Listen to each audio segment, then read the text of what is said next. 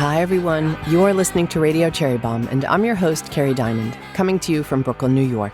I'm the founder and editor of Cherry Bomb magazine. Joining me in the studio today is Mary Celeste Beall, the proprietor of Blackberry Farm and Blackberry Mountain in East Tennessee. Mary Celeste is one of the stars of the American hospitality community, and I'm so thrilled to welcome her to our show for the first time. The two Blackberry properties are magical and award-winning places. I've had the privilege of visiting both over the years. Mary Celeste and I talk about both Blackberries, the incredible culinary programs at the two resorts, and the legacy of her late husband, Sam Beall. We talk a lot about grief and how Mary Celeste has led her company and raised her young family while dealing with loss. It's an important conversation and a topic we don't talk enough about. Please stay tuned.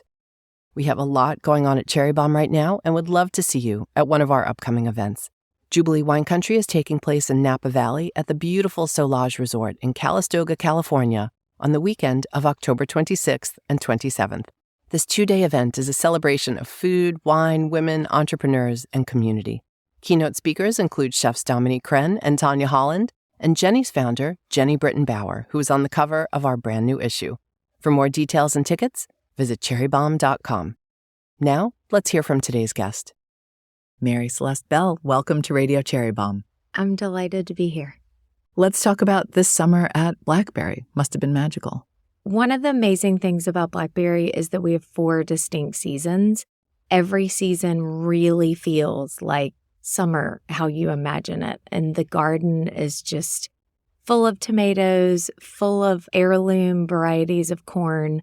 We don't grow sweet corn, we grow milling corn. And there's lots of water activities, and Blackberry Mountain, which is our sister property to Blackberry Farm, has this incredible slide into the pond.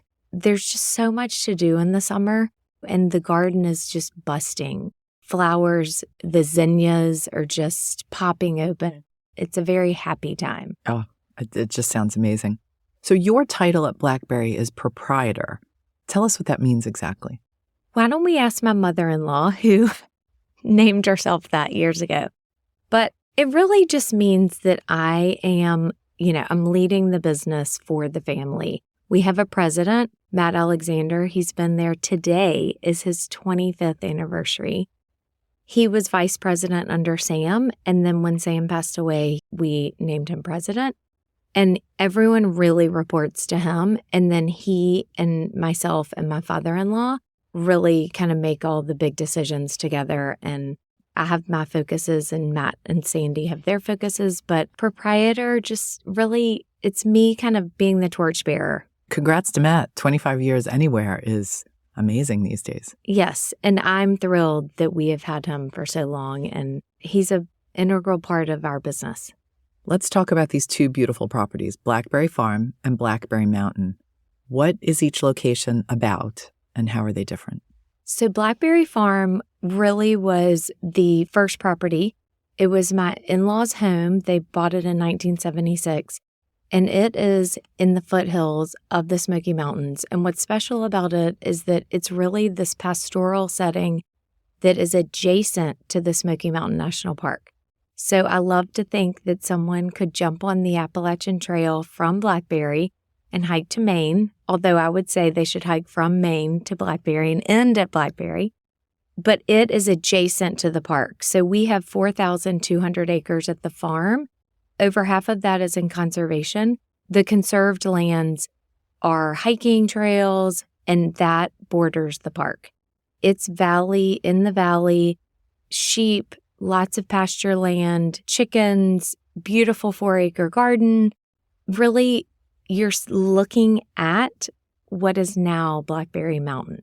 So in the distance, which is about 25 minutes by car, but it's only about 7 miles as the crow flies, that is Blackberry Mountain.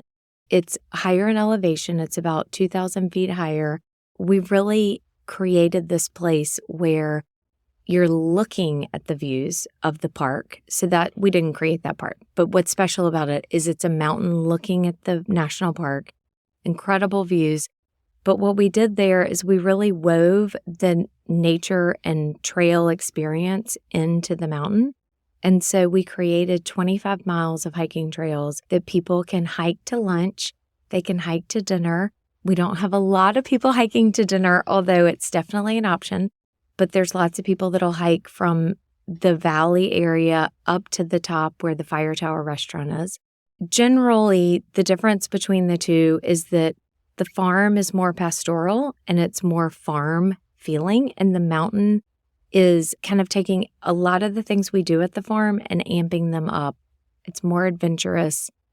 The cuisine is definitely more global flavors. And then there's this whole view situation, which is not really the case at the farm. But they're very different, which I have to say makes me so proud because we wanted them to feel different, but they still have the underlying values, service, quality of the farm, but it's just a different experience. So how do you know if you're a farm girl or a mountain girl? If you're lucky enough to be able to go to one of the properties, how do you choose? I say that if people have not been to either, they should do 2 nights at one and 2 nights at the other, because I think it's fun to see them both and experience them both in the same week, which I do all the time because I live at the farm. I would say it really just depends what kind of experience you want. And at each property, you could have so many different experiences at both properties. You could go for the relaxing spa wellness experience at either property. The mountain has more classes throughout the day. So if someone wanted to come and really just do yoga, hiking, all these things all day long and do sound bathing and go to the spa, they could totally do that very easily. The farm clearly offers that as well, but just in a different way. The mountain, I say, leave your heels at home. There's lots of gravel. There's lots of sidewalks that you're walking up and down a slight hill. So the mountain is a little more casual, I would say. The bar and restaurant at the farm, we still kind of encourage people to wear a jacket. So I really kind of hate to point someone one way or the other because I think they both have really amazing qualities. We'll be right back with today's guest. The fall issue of Cherry Bomb's print magazine is finally here, and guess who our cover star is? It's Jenny Britton of Jenny's Splendid Ice Creams, the artisanal ice cream company that changed the game. This might just be our coolest cover yet, and I can't wait for you to read all about Jenny and her entrepreneurial journey. Also, we have a bonus cover. It's the delightful Abby Belinget of The Dusky Kitchen and the award-winning cookbook, Mayumu. This issue is dedicated to the creative class and highlights innovative and imaginative folks in and around the world of food, including fashion designers, artists, photographers, and of course, lots of pastry chefs. If you're a subscriber, your copy will be in your mailbox very soon. If you aren't a subscriber, head to cherrybomb.com to snag a copy, or check out our list of retailers to find Cherry Bomb's print magazine at a store near you. Hi, peeps. It's Jessie Sheehan, the host of She's My Cherry Pie, the baking podcast from the Cherry Bomb Podcast Network. I have big news for you. My new cookbook, Salty, Cheesy, Herby, Crispy, Snackable Bakes, is now available. This is my first savory baking book, and I'm so excited to share it with all of you. It features 100 easy-peasy baking recipes for breakfast, lunch, dinner, and of course, snacking. From sage butter scones to smash burger hand pies and tomato za'atar galette. You'll also find 6 of my essential savory baking hacks, including how to make my magic melted butter pie dough and the quickest and easiest caramelized onions. My cookbook tour is underway, and tickets are on sale right now at cherrybomb.com. Thanks to everyone who joined me in New York. I'll be in San Francisco on Tuesday, October 8th, Chicago on Tuesday, October 15th, and Boston on Wednesday, October 23rd. I can't wait to see you. Thank you to Kerrygold and King Arthur Flour for supporting my tour. You can click the link in the show notes of this episode to order the book, or pick up a copy at your favorite local bookstore. I hope you love salty, cheesy, herby, crispy, snackable bakes as much as I loved writing it. Blackberry Farm has an almost mythical status, especially among the culinary community in the South. How did that come to be? And do you agree? I do agree. I'm so flattered by that, and I can't take credit, honestly. I mean, like I said, my in-laws started Blackberry in 1976. The fact that it's in Wallen, Tennessee, which consists of one tiny post office and a gas station. So Walland itself is kind of mythical. And my mother-in-law, I feel like, did an amazing job of saying to people all over the country, we're in East Tennessee. You may not have ever heard of us or been here, but you need to come. There used to be a saying that was, easy to get to, hard to leave, was the tagline for Blackberry Farm. That's very true. I think people just think, Tennessee, how could this place be in East Tennessee? And I'm not from Tennessee. I'm from Alabama. I also feel like in today's world, there are so many places to visit, especially what we're seeing on Instagram. Every day, I'm seeing a new place that is opening or that a friend's been to or something. I think the fact we're almost 50 years old, 2026 will be our 50th anniversary. I think the family connection and the fact that we've evolved literally from it being my mother-in-law and father-in-law's home. Sam was born and came home to Blackberry. It's evolved very authentically. They loved cooking. My mother-in-law was cooking. She would ride the mower with Sam on there with her, go to the grocery store, cook dinner. It was their home. I didn't know she was the original chef. Yes. And then she quickly had someone helping her, but she was in the kitchen. She loved opening her home and entertaining, as does my father-in-law. And so that's really been the evolution, has just been very natural from a heart of hospitality. You have a real culture of excellence at the properties, but how do you communicate that and cultivate and inspire that within your team? That is a really tough thing, is to have your own standard and to be able to not micromanage, to empower people, but to hold them accountable.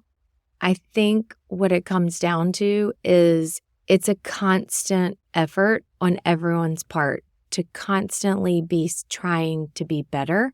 My mother-in-law used to say, good, better, best, never let it rest till the good is better and the better is best. Wow. You might need to say that one more time for everyone so we can all write it down.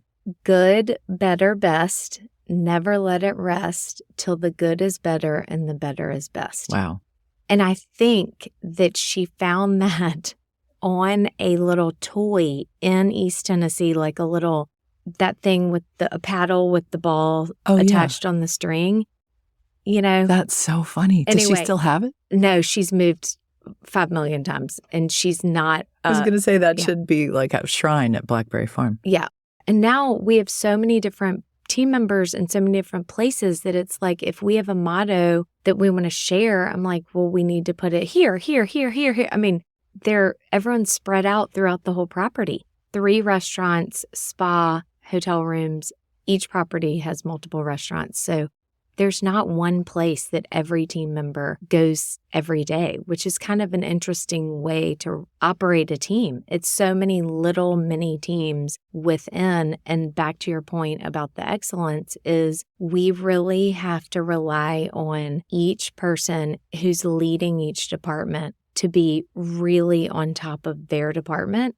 It's breaking down the whole company into smaller pieces, but then everyone works together. And I think that is part of the magic, is that the restaurants are not operating as an individual restaurant. You're not in New York staying at a hotel, going out to dinner, and then shopping somewhere and then going back to your hotel. Everything's interconnected. And so in a way, it gives us an advantage, because so many times if someone doesn't have a great experience in one element of their day, then our team from that, say their breakfast was slow or something, then the AM team can communicate to the equestrian team and say, hey, their breakfast was slow. They're coming to ride next. Can you give them a little extra attention? And that communication piece really, I think, is part of the special sauce. So it's an ecosystem. Yes. I would also imagine that you attract people interested in the excellence culture because of your reputation. Especially our local reputation. I mean, for a very long time, there really wasn't anything comparable, restaurant or hotel-wise, in Tennessee. I mean, Nashville, as you know, has really grown, and the whole food scene there has evolved so much in the past 10 years. But if you think about 20 years ago, 30 years ago, so we have been a place that people in our region have definitely looked up to. But now, for years, we have been recruiting from CIA. We have Andy Chabot, who's our vice president of food and beverage. He came from CIA 22 years ago, maybe 21. But we've been recruiting, especially in food and beverage, outside of the region. But it's also amazing. We have young people that just start in our kitchen as a line cook. Steve, in our main house kitchen, he works the AM shift. He has been there over 20 years, and he lives down the street from Blackberry. He's amazing. It's incredible to hear about people who have worked for decades, and also the people can have careers at Blackberry. One of the things about Blackberry that I have really enjoyed witnessing is how people can start in one place and then evolve, grow as a leader, and they could completely shift gears.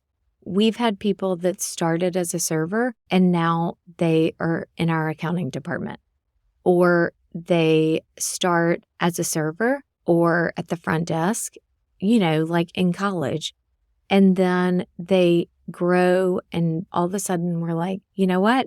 You are a great leader. And so we say, are you interested in learning more about wellness? Do you want to lead the spa? And so it's really amazing to see the evolution and what's possible, because it's really so many different businesses in one. I mean, retail, adventure, e-commerce as part of retail, multiple restaurants, spa. Of course, we have our marketing, our HR, our accounting, the livestock, the garden, laundry, housekeeping. There's really opportunity for anyone who wants to work in hospitality and has a heart to serve. Let's talk about my favorite part of the Blackberry universe, your culinary offerings and your culinary teams. There are so many women at Blackberry, which is amazing.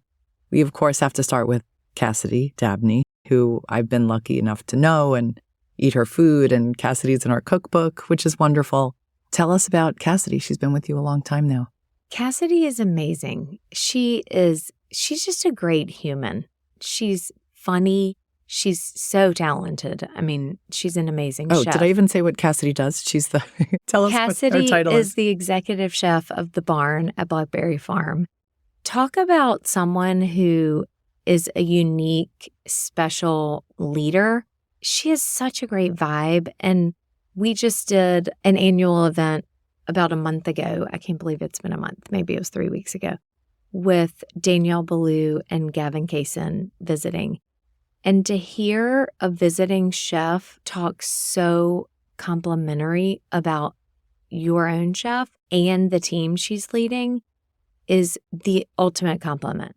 She really doesn't have a lot of turnover. I mean, that is another compliment. But she's just a great person. She's so funny. But she's just easygoing. She's continuing to elevate the cuisine, which is focused on what's available in our region mainly. And she does a lot of foraging. I was on a walk the other day and she had 3 chefs out, and I joked they were looking for mushrooms. And I said, oh God, I hope y'all don't get poison ivy, because there just is a lot of poison ivy near the mushrooms.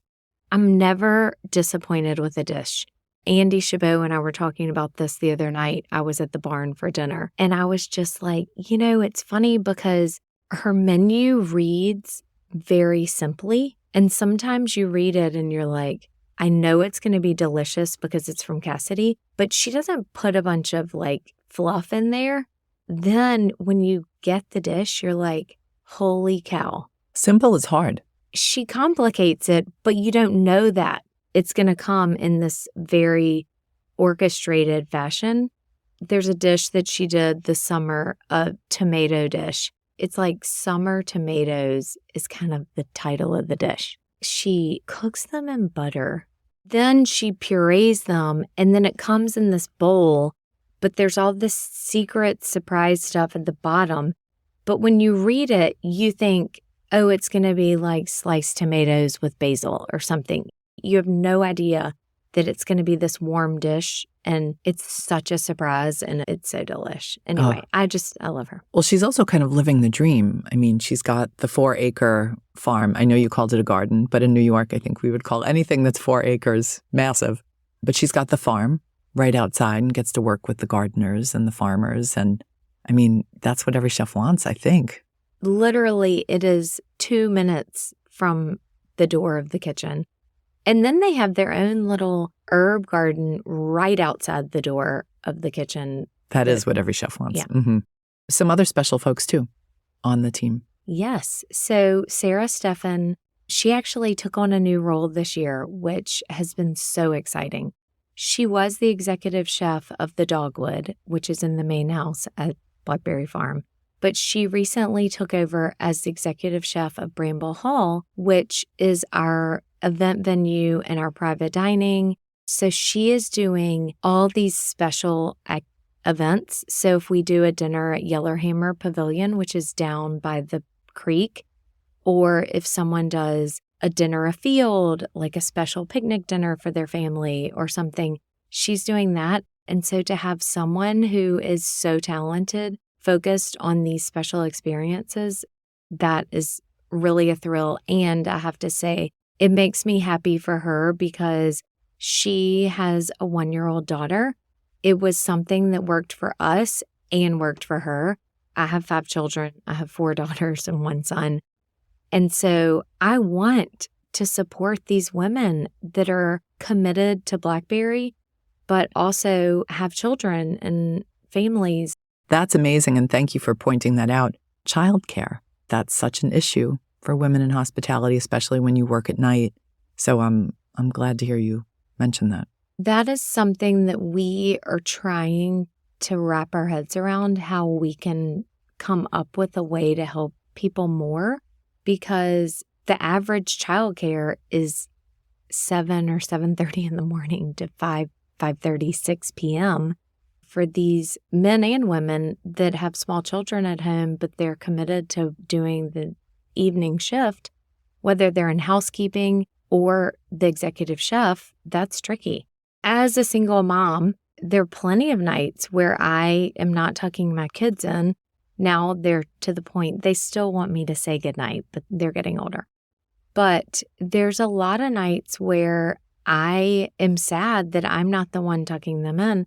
But when I think about little children, the idea of picking them up from somewhere late at night and then having to put them back into their bed at home, that's complicated, especially if they're in school age, so it's a very complicated issue. So it's going to take a while, I think, for people to figure it out, but it's something that's on our radar for sure.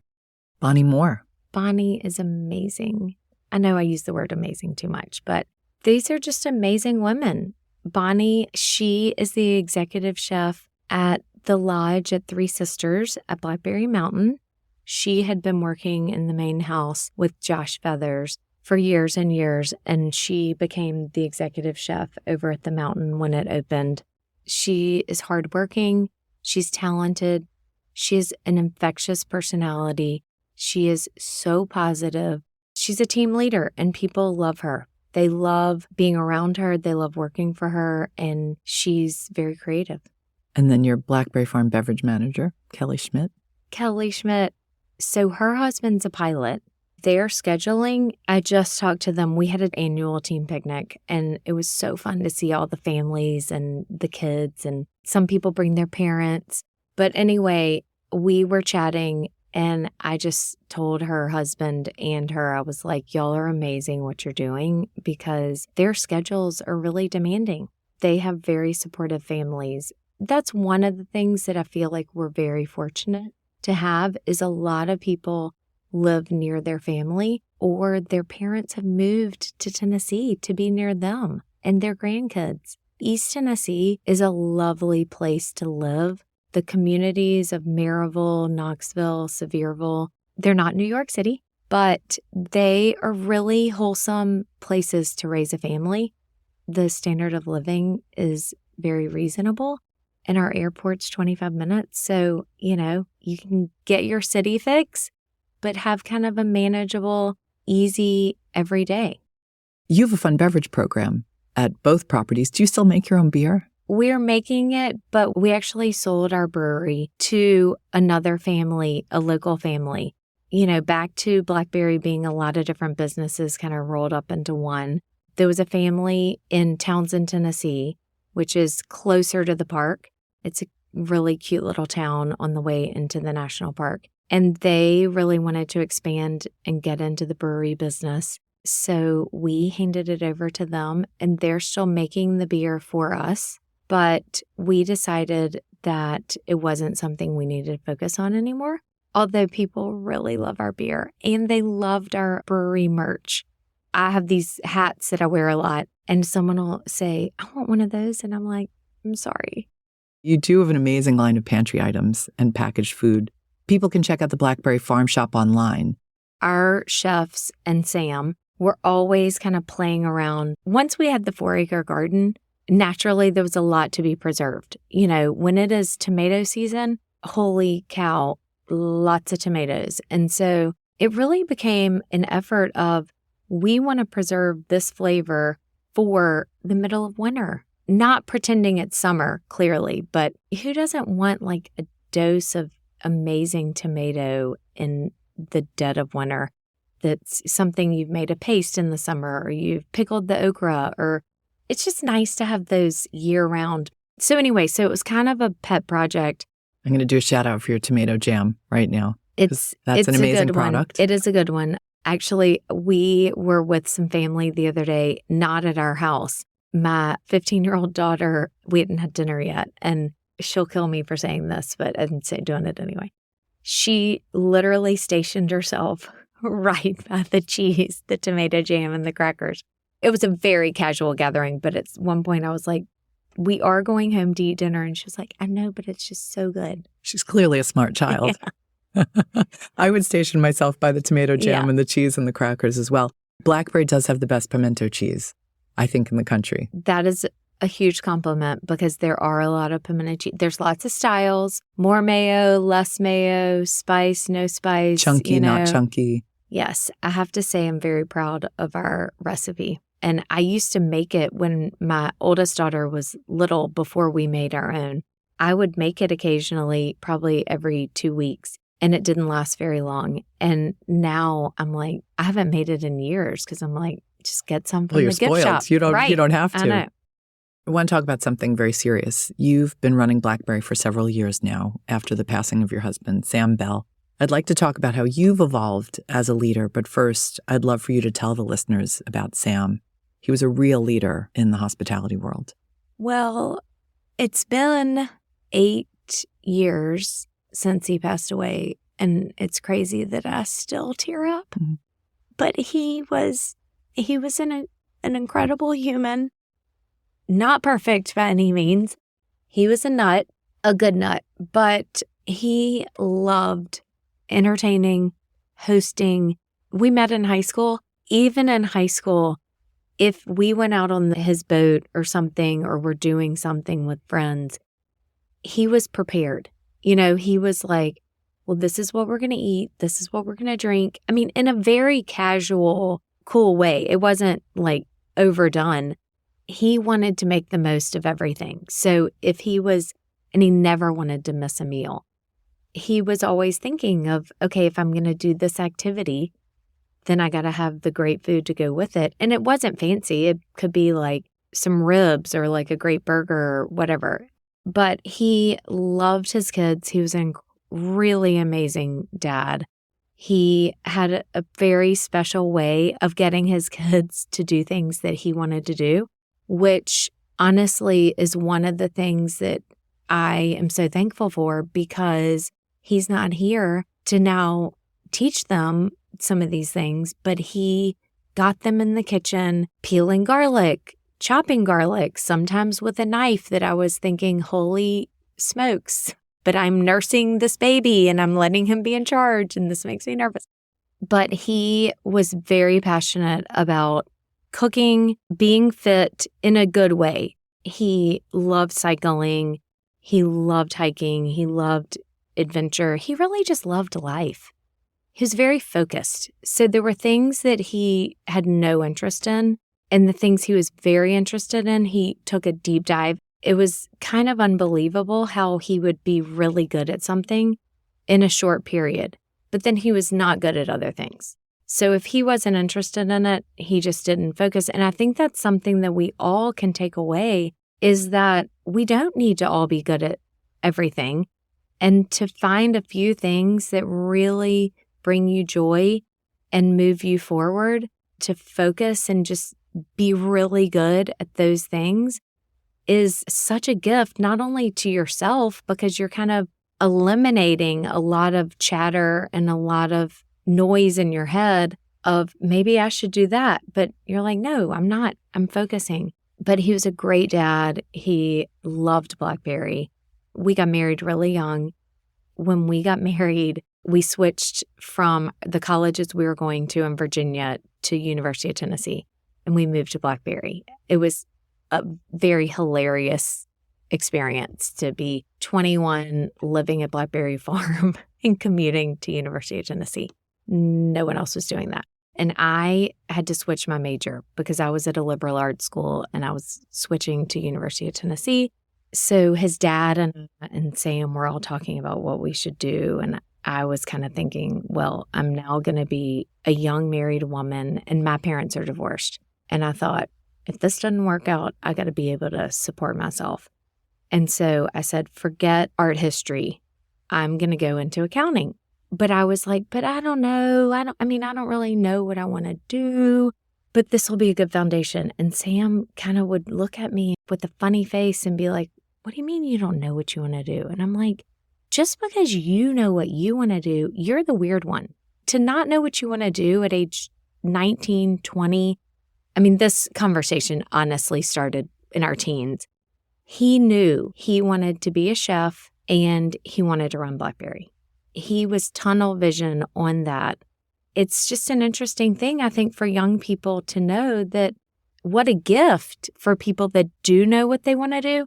But if you don't know what you want to do, I mean, here I am in New York doing a podcast with you about Blackberry Farm. Never in my wildest dreams would I have thought that I was going to be the proprietor of Blackberry and have 1,200 team members that I work with. That was not on my radar. And I think that you never know what the future holds. That is very true. I'm curious about the decision-making process because Sam passed away and it seemed like very soon after you made the decision that you would take over as proprietor. So many people deal with grief and not being able to go hide. You know, you had 5 children, you had this incredible business. How do you make such a momentous decision when the grief is so fresh? That is a really great question. And I know that there are people that face this daily. I mean, losing someone suddenly, it rocks your world. However, I couldn't imagine having watched Sam go. If he had had cancer or some kind of terminal disease and making the choices of should I be by his side or should I be at my daughter's senior soccer game? And so for me, I feel like God gave us what we could handle. And I very quickly was grateful for that in a very strange way.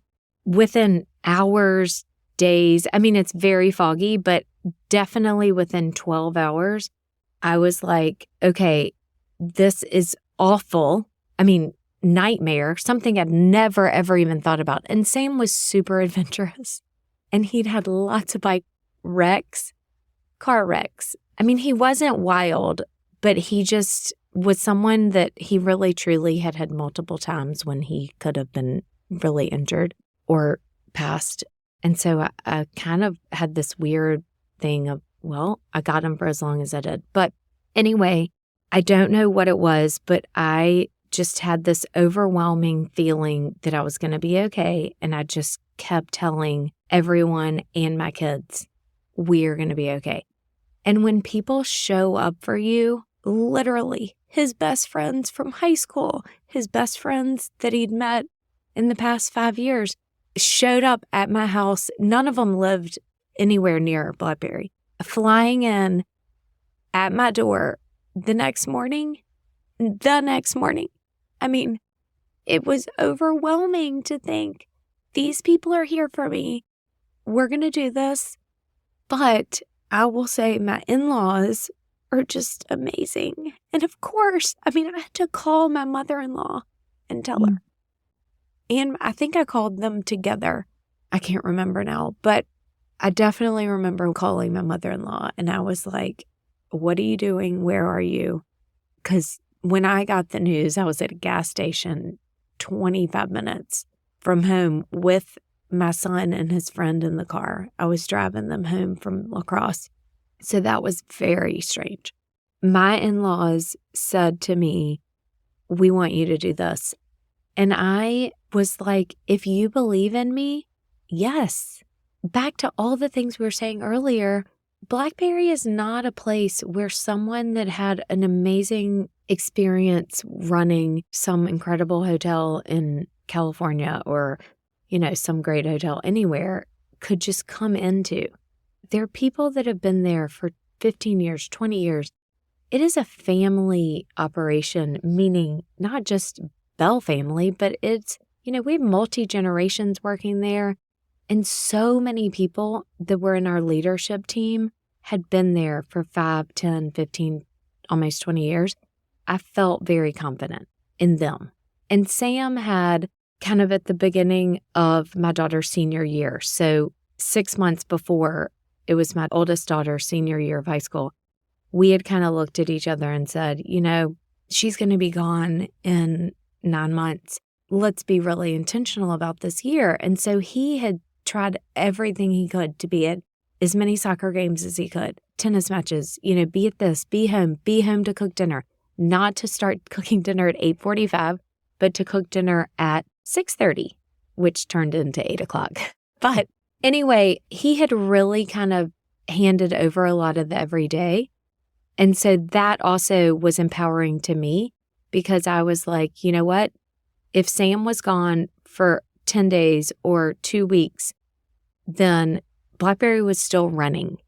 And so I thought, okay, the everyday business is running. And so my job is to really keep everyone moving in the direction Sam had them going and help be a vision.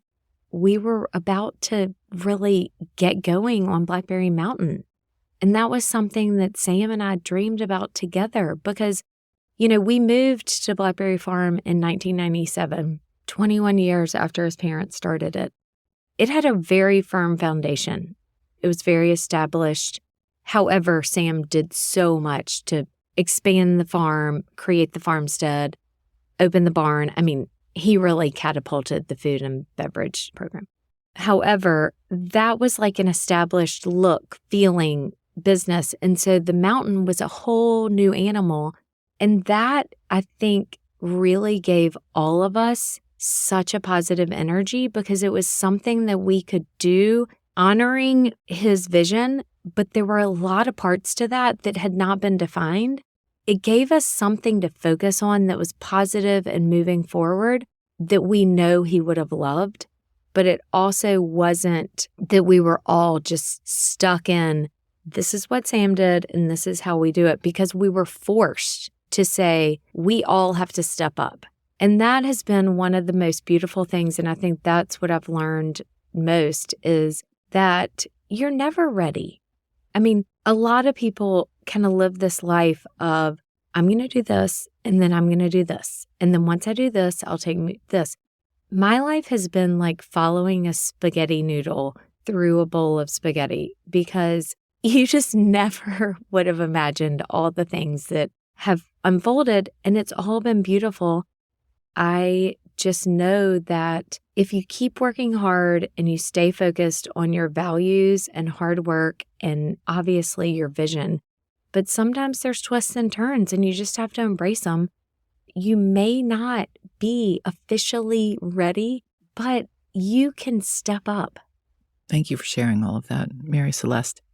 You've been very open about grief and dealing with grief, not just yourself, how you and your young family have dealt with it.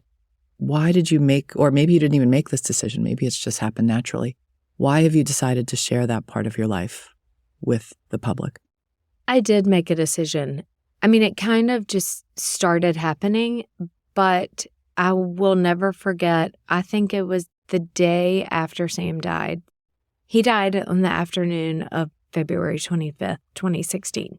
So I told my kids that evening after I told my in-laws.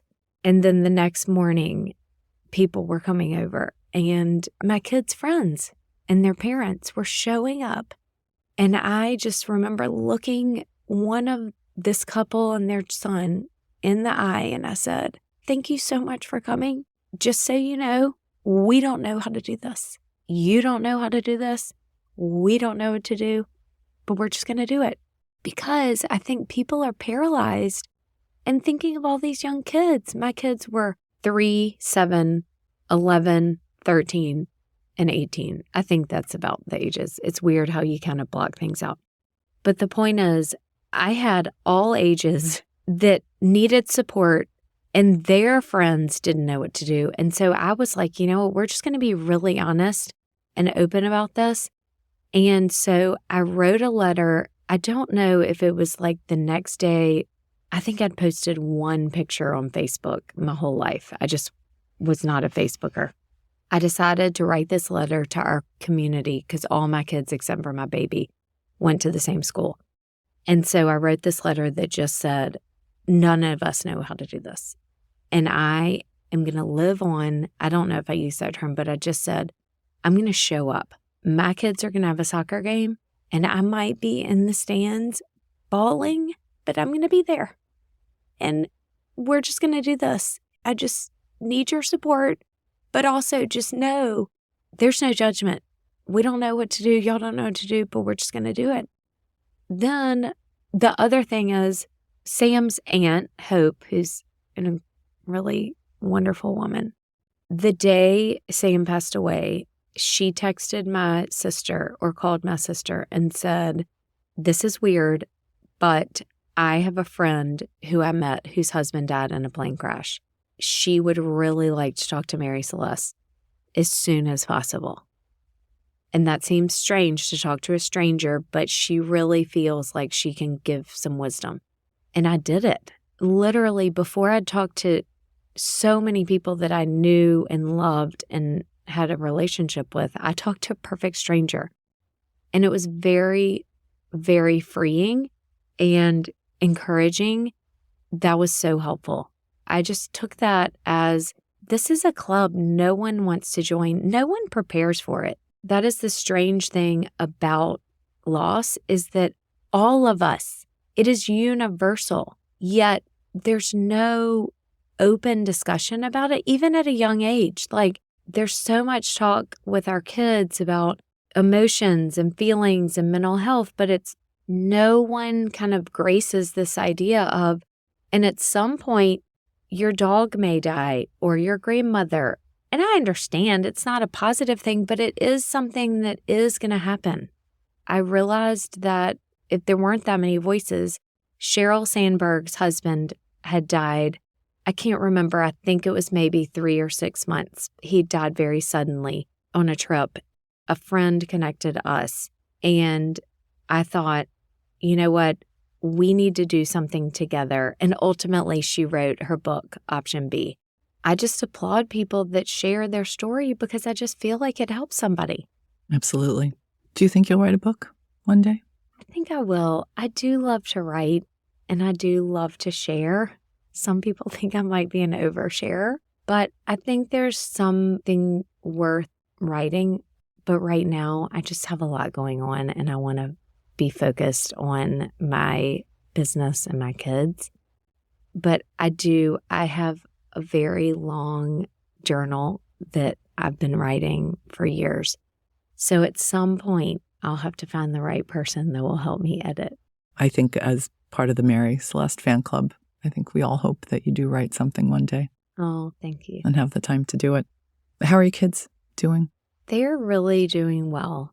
My oldest is the associate homes editor at Southern Living magazine, getting to do so many things that relate to Blackberry.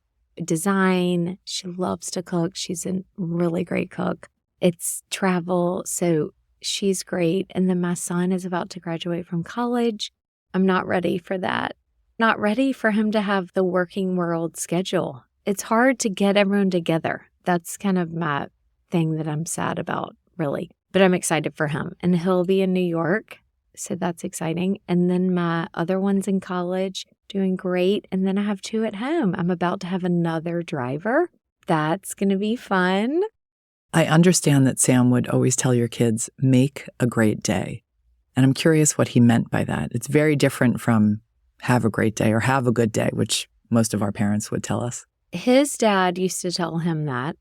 He would tell me that too, because we knew each other in high school, and said there were times when I saw him, in the morning, and he'd say, make a great day.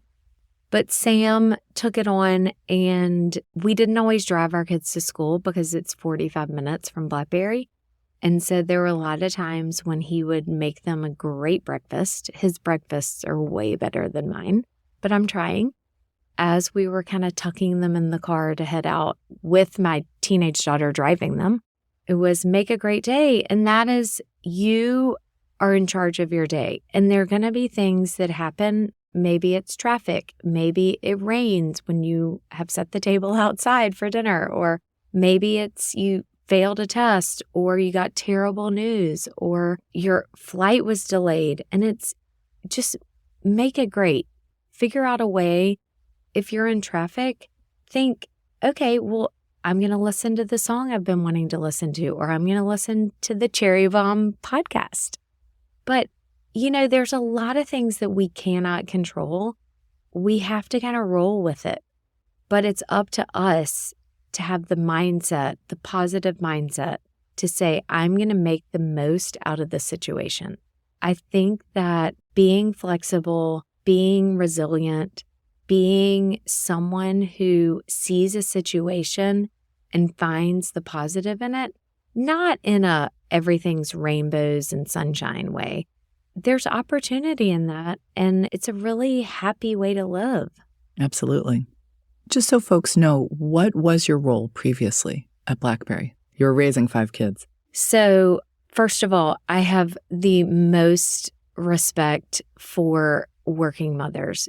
I really hope that this next generation of women who have so much opportunity will give themselves grace and find a way to balance, which is such a hard word, motherhood and working, because it's such a gift for me. And me stepping in as proprietor saved me and my kids from disaster, because I had responsibility. I had to get out of my house. I had to step up, and I was able to continue doing something Sam loved. I have that connection to Sam, and he was committed to our kids living at Blackberry and all that. So I'm celebrating what he loved, but also moving it forward in ways that have naturally evolved. So my previous role, Sam was a pretty obsessive person, and so he would be in the dining room till 1 a.m. if he needed to. Fell asleep at his desk a lot because he would decide that after 1 a.m. he should go check his email.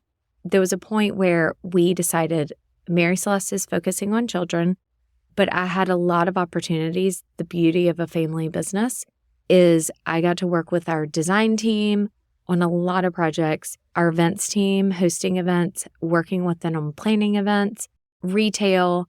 Those were things that Sam loved, but he was very focused on other things also. And so I had a relationship with a lot of them. And so when he passed away, it was kind of a natural fit to say, okay, food and beverage is in like an award-winning state.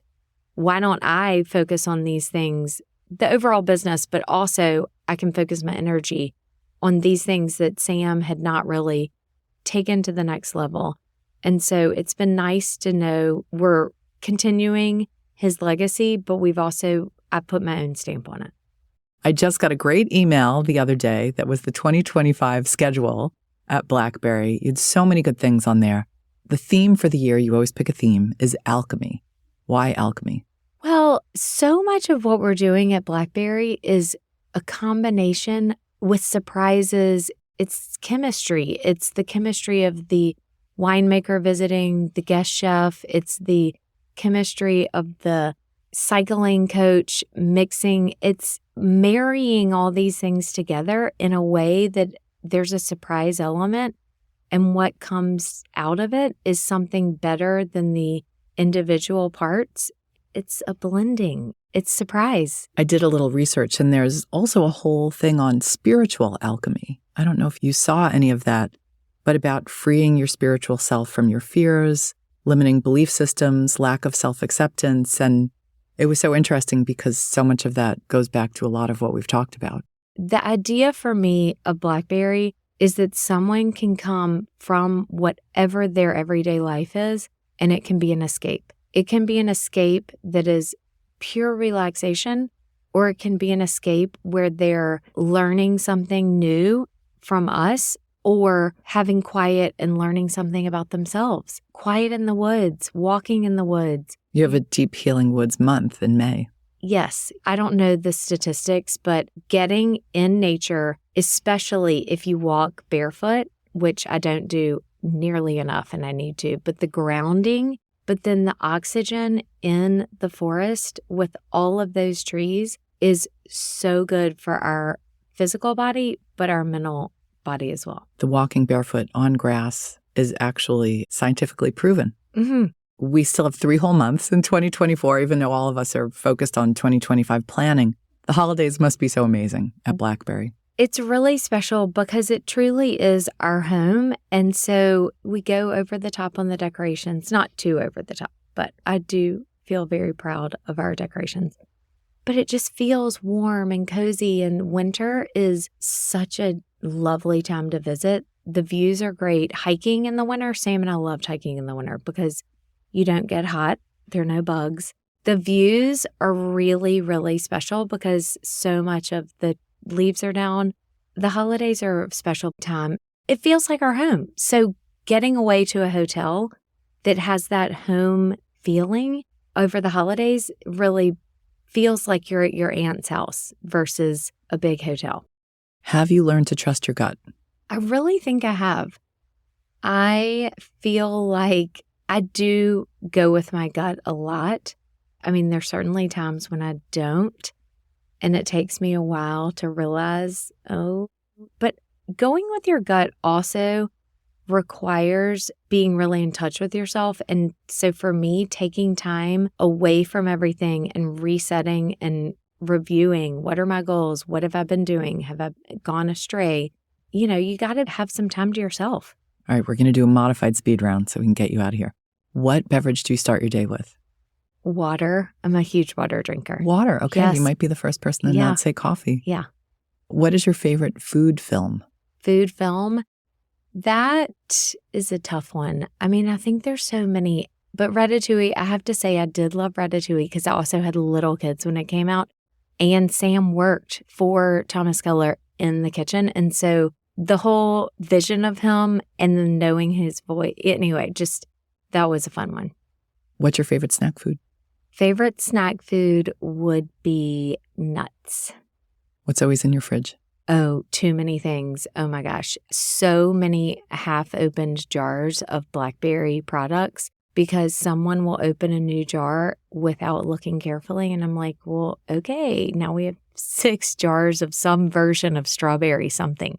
Or the onion jam. I know Yes. I called out the tomato jam. The onion jam Yes. is also exceptional.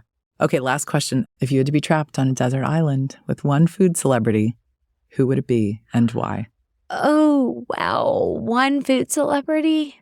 Oh, that is hard. I can't do one. I'll say freshest on mind is Danielle Ballou. I mean, who doesn't want to hang out with him? But also, I was just with Marcus Samuelson yesterday. Marcus could build me some furniture, paint me a painting, cook me dinner.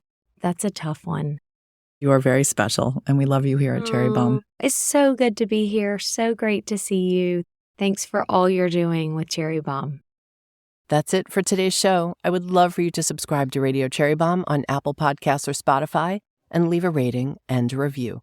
Would love to know what you think about the show and your suggestions for future guests. Our theme song is by the band Tra La La. Thank you to City Vox Studio in Manhattan and Good Studio in Brooklyn. Our producers are Catherine Baker and Jenna Sadu. Our content operations manager is London Crenshaw. And our editorial coordinator is Sophie Keys. Thanks for listening, everybody. You're the bomb.